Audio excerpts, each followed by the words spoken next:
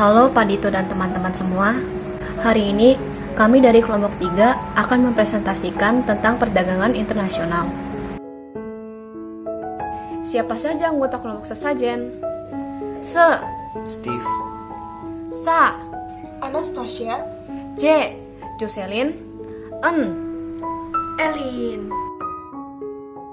Selanjutnya adalah daftar isi. Yang pertama itu adalah hambatan terbesar saat ini dalam perdagangan internasional. Lalu yang kedua adalah dampak negatif dan positifnya adanya sebuah perdagangan internasional. Lalu yang ketiga adalah manfaat yang kelompok kami rasakan dengan adanya perdagangan internasional. Yang terakhir adalah saran, masukan, atau solusi terkait perdagangan internasional di Indonesia. Pertanyaan pertama adalah, apa sih hambatan terbesar saat ini dalam perdagangan internasional? Yang pertama itu adalah jarak dan bahasa. Nah, kita nggak bahas jarak dulu nih. Kalau di jarak, pasti ada namanya ekspor dan import. Walaupun jaraknya jauh ataupun dekat, pasti susah dong untuk mengirim barang-barang tersebut. Kenapa? Karena kita tahu sendiri kalau di bumi ini, lautannya itu lebih banyak daripada daratannya. Karena itu pasti susah untuk mengirim barang-barang tersebut. Apalagi kalau barang-barang tersebut itu jumlahnya itu sangatlah banyak. Lalu ada bahasa. Kalau bahasa ini, pasti setiap negara itu beda-beda kan bahasanya. Kecuali misalnya ini Singapura kan bahasa utamanya Inggris. Kalau misalnya Singapura mau ekspor ke Inggris pasti bisa karena bahasanya itu sama, jadi komunikasinya itu lebih gampang. Yang ketiga, ada politik dumping. Politik dumping adalah sebuah kebijakan di mana barang diekspor dan dijual di luar negeri dengan harga lebih murah, guna menguasai pasar negara tersebut. Politik dumping dapat dimaknai sebagai kebijakan diskriminasi harga dan dapat mematikan pasar luar negeri di mana produk tersebut dijual lebih murah. Yang keempat, ada kuota. Selain ada hambatan tarif, perdagangan internasional juga terdapat hambatan lain, yaitu hambatan non-tarif. Kuota termasuk ke dalam hambatan non-tarif.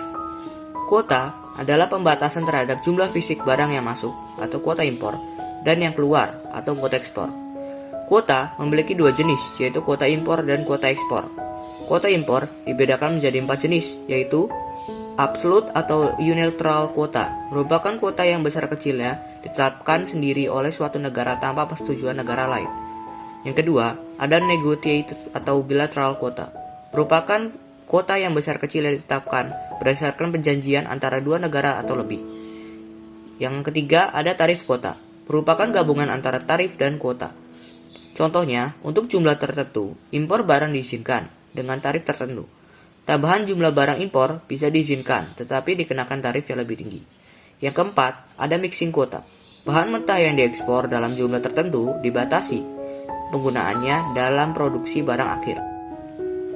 Kuota ekspor atau disebut Voluntary Export Restraint atau VAR merupakan pembatasan yang dikenakan pemerintah negara eksportir terhadap kuantitas barang yang diekspor dalam jangka waktu tertentu. Yang kelima, ada proteksi. Proteksi adalah kebijakan pemerintah untuk membatasi arus ekspor dan impor barang dan jasa.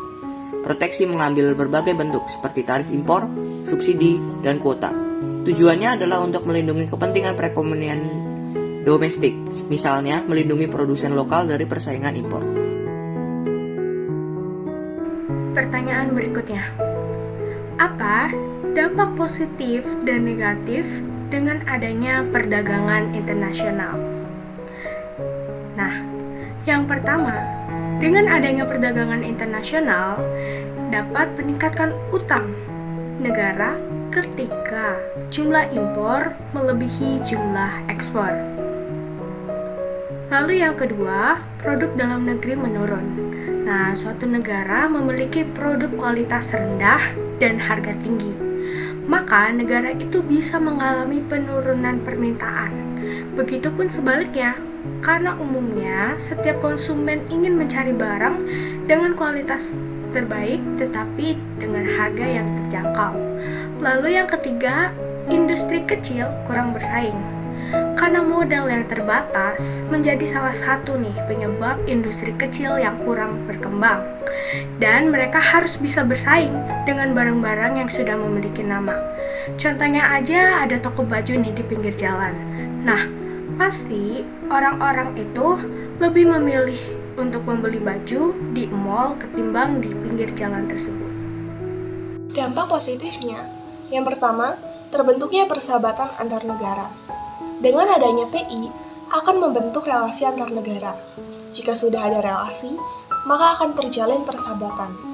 Nah, dengan adanya persahabatan, mereka dapat bekerja sama, baik dalam bidang politik, keamanan negara, atau teknologi. Yang kedua, meningkatkan kemakmuran negara. Dari sisi produsen, mereka akan mendapatkan keuntungan, maka profitnya tinggi. Dari sisi konsumen, akan tercukupi kebutuhannya. Dan dari sisi pemerintah, mereka akan mendapatkan pemasukan dari devisa.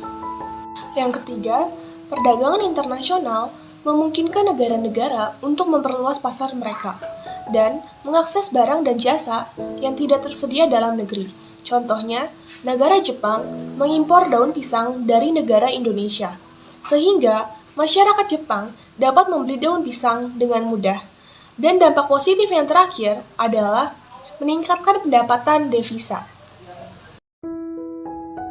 Sebelum lanjut ke pertanyaan selanjutnya, kami ingin berterima kasih kepada para sponsor yang telah mensponsori kami, sehingga presentasi yang kami buat bisa berjalan dengan lancar. Baik, pertanyaan selanjutnya adalah apa manfaat dengan adanya perdagangan internasional? Menurut saya, dengan adanya perdagangan internasional, kita lebih mudah mendapatkan barang-barang impor dan mengetahui barang impor mana saja dengan kualitas bagus namun harga tetap terjangkau, dan juga dapat membandingkan kualitas barang impor dengan barang dalam negeri. Nah, menurut saya, dengan adanya perdagangan internasional, masing-masing dari negara dapat memodifikasi suatu produk dari luar negeri. Tetapi, produk tersebut dibuat dengan keunikan khas negara itu sendiri. Kita sebagai konsumen serta murid dapat merasakan ciri khas keunikan barang itu sendiri. Menurut saya, dengan adanya perdagangan internasional dapat mengakses barang atau jasa yang tidak tersedia di dalam negeri. Menurut saya, dengan adanya perdagangan internasional, kita dapat memperoleh barang lebih murah dan lebih mudah. Oke, sekarang kita udah sampai ke pertanyaan terakhir. Pertanyaan terakhir, apa saran, masukan, atau solusi terkait perdagangan internasional di Indonesia? Nah, sebelumnya kita kan tahu ya, bahwa Indonesia itu mempunyai banyak sekali sumber daya alam yang berkualitas. Nah, maka dari itu, sumber daya manusia di Indonesia harus bisa lebih kreatif, inovatif, dan lebih baik lagi dari sebelumnya. Agar apa? Agar sumber daya alam di Indonesia dapat dimanfaatkan dengan maksimal. Lalu yang kedua, pemerintah juga harus bijak dalam menyikapi sumber daya alam yang ada di Indonesia. Sumber daya alam di Indonesia harus bisa memenuhi kebutuhan masyarakatnya terlebih dahulu.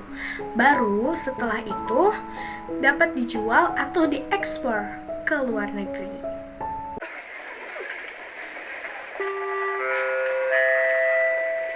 Ya, dan seperti itulah hasil presentasi dari kelompok sesajen.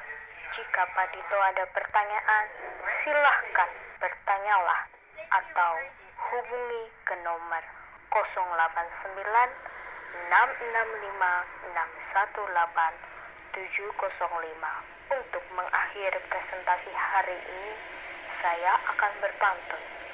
Burung irian, burung cendrawasih. Cukup sekian dan terima kasih.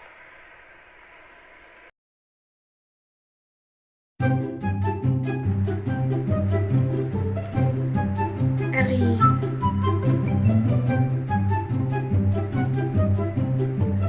Nah, menurut saya, dengan adanya perdagangan itu